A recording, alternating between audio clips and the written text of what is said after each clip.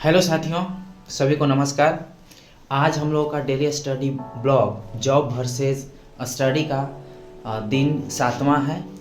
तो आज का ब्लॉग शुरू करते हैं। सबसे पहले हम लोग समय देख लेते हैं। खा पी कर मैं रेडी हूँ, तो सबसे पहले समय देखते हैं। समय देखने के बाद हम लोग आगे तैयारी करेंगे। तो अभी समय हुआ है 8:42। समय 8:42 हो चुका है। सबसे पहले मैं ये सोच रहा हूँ कि हिस्ट्री पॉलिटी को अच्छे तरीके से ख़त्म कर लूँ, अच्छे तरीके से पढ़ लूँ। तो इसीलिए मैं सबसे पहले 2 विषय को लेकर चल रहा हूँ। उनके हर एक टॉपिक पर मैं अच्छे तरीके से पढ़ते जा रहा हूँ। तो इसके बाद जो भी आगे किताबें ज़रूरत पड़ेंगी उसको मैं पढ़ते हुए चलूँगा।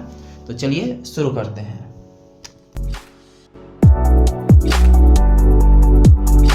सबसे पहले मैंने पढ़े हुए टॉपिक्स को रिवाइज किया और कोशिश किया कि सारा हूबहू जैसे मैंने पढ़ा हो वैसे लिखने का प्रयास करूं, क्योंकि इससे आपका सोचने की शक्ति और तर्क शक्ति और आपकी थिंकिंग कैपेसिटी बढ़ती है। तो मैं कोशिश किया, 100% अपना देने का प्रयास किया। तो उसमें मैं 95% सफल रहा, क्योंकि एक ही 2 ऐसे नाम थे या कुछ शब्द थे जो मैं भूल रहा था, अन्यथा बाकी सारे पढ़े हुए हिस्से को मैंने लिख पाया।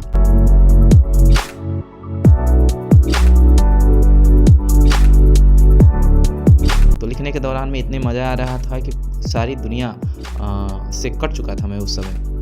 ये हमेशा होता है मेरे साथ, या आपके साथ भी कभी हुआ होगा। जब आप कोई कार्य को करने में मन लगा देते हैं तो ऐसा लगता है कि आपके अगल बगल कुछ है नहीं, सिर्फ आप हो और वो कार्य है। तो ऐसा ही होते रहता है। तो फिर इसके दौरान मैंने फिर से पॉलिटी को पढ़ने का प्रयास किया। पॉलिटी में मैंने भाग 4 के DPSP मतलब directive principle of state policy को पढ़ा, राज्य के नीति निर्देशक तत्व को। इसके सारे अनुच्छेद 36 ले लेकर अनुच्छेद 51 तक के सारे विषय को मैंने अच्छे तरीके से अच्छे अनुच्छेद को 1 by 1 करके कंठस्थ किया और उसको दोबारा लिखने का भी प्रयास किया। तो वो भी सफल रहा, क्योंकि वो भी मैंने 100% लिख दिया। तो अब उसके बाद मैंने हिस्ट्री के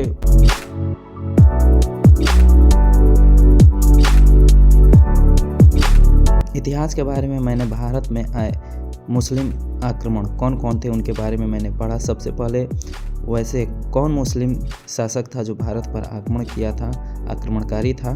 तो बात करें तो 2 जगह के थे जो भारत पर सबसे पहले आक्रमण किए थे। सबसे पहले आते हैं अरब मुस्लिम आक्रमण जिन्होंने भारत पर आक्रमण किया था, और दूसरे आते हैं तुर्क आक्रमणकारी जिन्होंने भारत पर आक्रमण किया था। उन्होंने ही दिल्ली को राजधानी बनाया था, तुर्क आक्रमणकारी ही। और इसी में आते हैं महमूद गजनवी, मोहम्मद गौरी और दिल्ली सल्तनत के वंशज।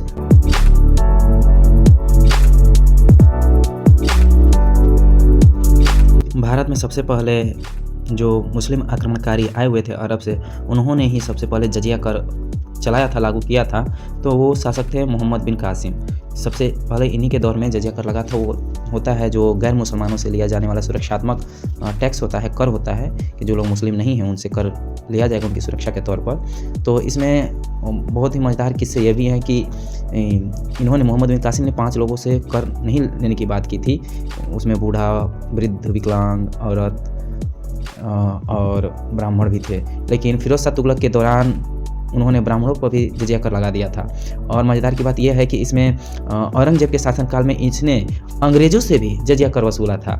तो कुछ ऐसे किस्से और कहानियाँ इतिहास में हैं जो कि बहुत ही रोमांचक है।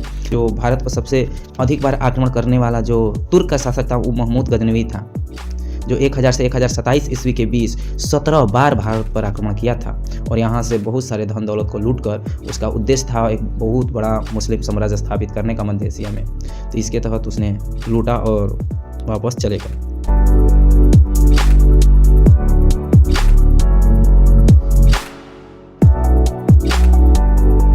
पहली बार मेरे साथ ऐसा घटना हुआ कि आज पढ़ने के दौरान मुझे नींद आने लगी। तो मैं कोशिश किया कि 12 बजे तक जगकर पढ़ूँ, लिखकर प्रयास किया। तो पहले समय देख लेते हैं। समय 12 बज चुका है, अब सोने का भी समय हो चुका है। चलिए इस ब्लॉग को इसी के साथ समाप्त करते हैं। मिलते हैं कल नए वीडियो के साथ। गुड नाइट, टेक केयर, शुभ रात्रि, शुभ मंगल, बाय बाय।